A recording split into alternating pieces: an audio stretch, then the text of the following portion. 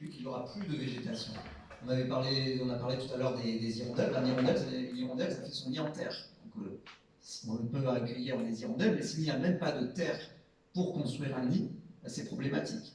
Et c'est pas forcément une anecdote comme ça, il y a vraiment des nids d'hirondelles qui se cassent la figure faute de terre.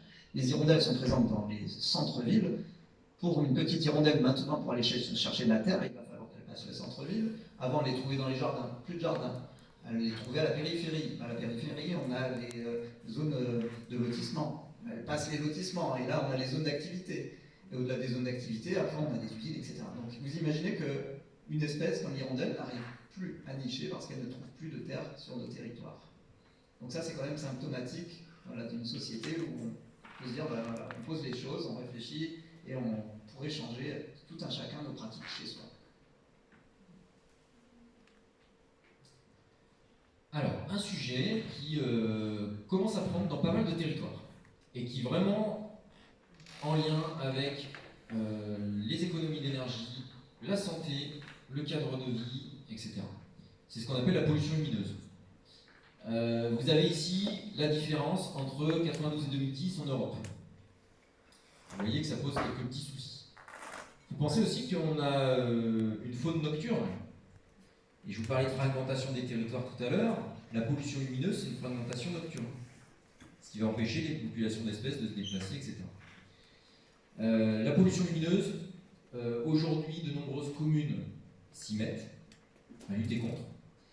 Parce qu'il y a aussi l'argument économie d'énergie. Mais peu importe.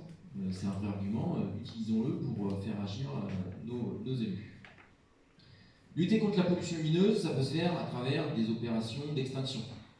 En fait, on n'est pas obligé d'allumer toute la nuit. En général, les gens, ils arrivent juste chez eux sur le coup des 20h ou 22h. On n'a pas besoin d'éclairer les rues toute la nuit. Alors bien sûr, quand on lance une opération comme ça, là aussi, il va falloir associer le citoyen, discuter, échanger, montrer qu'ailleurs ça fonctionne. Dans certains endroits, ça fonctionne tellement qu'au bout de 10 ans, c'est les gens qui demandent à déconnecter les lampadaires. Quand on a des éclairages à LED, on peut diminuer l'intensité de manière forte. À 30%, ça suffit. Là aussi, on a des éclairages LED, on peut mettre en place des détecteurs de présence. Ça coûte un peu cher, mais c'est de l'investissement sur le long terme. De toute façon, quand on met en place une politique, c'est notre vision à Montbazin, c'est sur le long terme qu'il faut penser et agir. Mais attention aux fausses bonnes idées. Les LED, c'est souvent un moyen pour mettre en place plus d'éclairage. En tout cas, ça s'est déjà vu dans pas mal d'endroits. Les LED, elles sont aussi beaucoup plus lumineuses à intensité équivalente. Vous avez déjà vu ces lampadaires qui illuminent et qui font mal aux yeux. C'est ça, c'est des LED. Hein. Et ça crée plus de pollution lumineuse encore. Et puis les LED, de manière générale, en tout cas celles qui sont sur le marché, elles sont nocives pour la biodiversité.